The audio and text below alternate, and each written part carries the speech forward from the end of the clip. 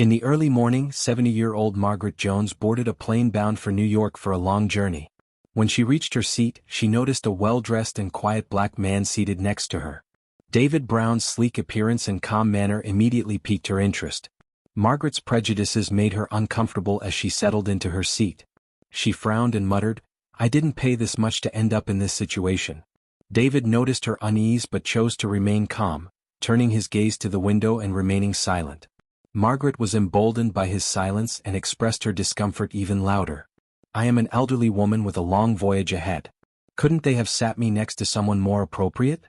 I don't feel comfortable." David took a deep breath and remained patient, responding nicely. "I apologize for making you feel uncomfortable. I am here to complete my journey quietly. Perhaps we can show some understanding." My calm and mature response was insufficient to soothe you. Margaret's cheeks flushed with frustration as she raised her hand to summon the flight attendant. She requested a seat change and expressed discomfort sitting next to the man. David remained calm and asked Margaret, "What have I done to upset you so much?" "I'm simply trying to travel. Please don't judge people based on their appearance. Perhaps we can learn something from each other during this long flight." Margaret responded with irritation, stating, "Don't try to lecture me. I have the right to a peaceful journey, and that's impossible with you sitting here. What's wrong with wanting to sit somewhere else? Is that too much to ask despite your attitude?" David remained calm and spoke in a measured tone to a fellow passenger. He expressed sadness that something so minor had caused you discomfort. He offered to address any issues, but reminded them that people should be judged by their hearts rather than their appearance. Margaret laughed mockingly and asked the flight attendant, "Do you hear what he's saying? I don't have to sit here and listen. Please find me another seat." The flight attendant tried to de-escalate the situation by calmly asking the passenger to remain calm.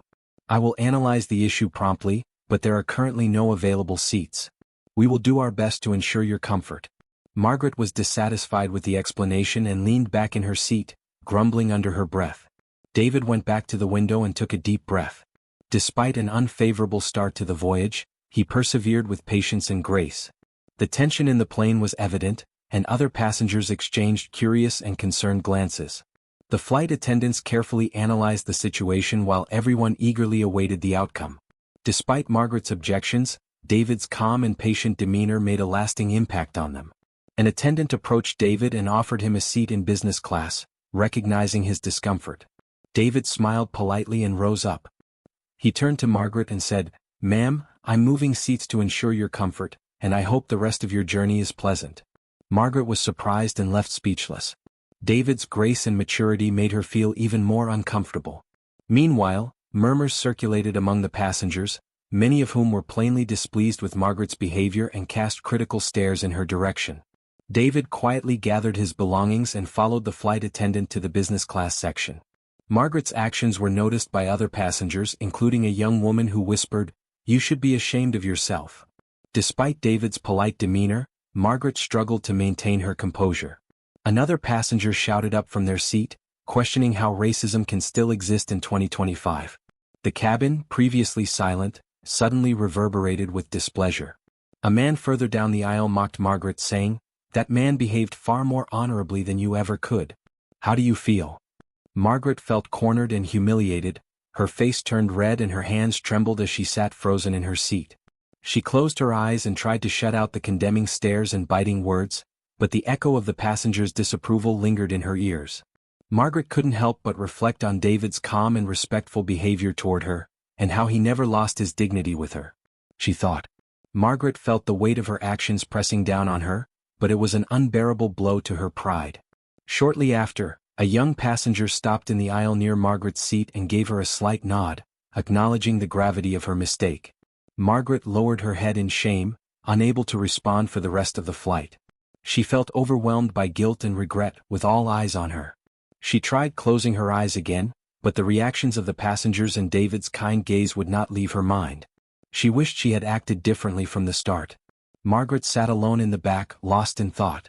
As she reached to retrieve her bag, a pen slipped from her grasp and fell to the floor. Her aging hands struggled to pick it up, but a pair of elegant hands reached down and returned it to her. It was David, looking directly into her eyes. David expressed kindness and the importance of learning from mistakes.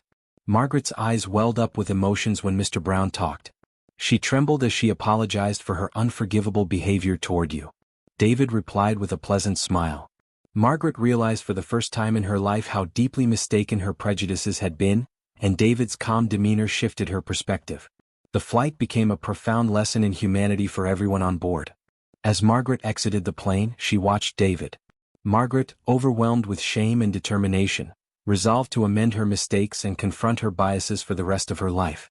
The anecdote on the aircraft reminded everyone of the futility of prejudice and the power of compassion and humanity. This story of broken preconceptions and kindness inspires us to choose love and empathy to create a world where we can all stand together. Conclusion provided.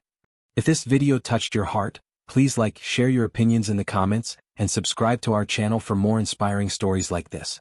Let's work together to create a world of love and empathy.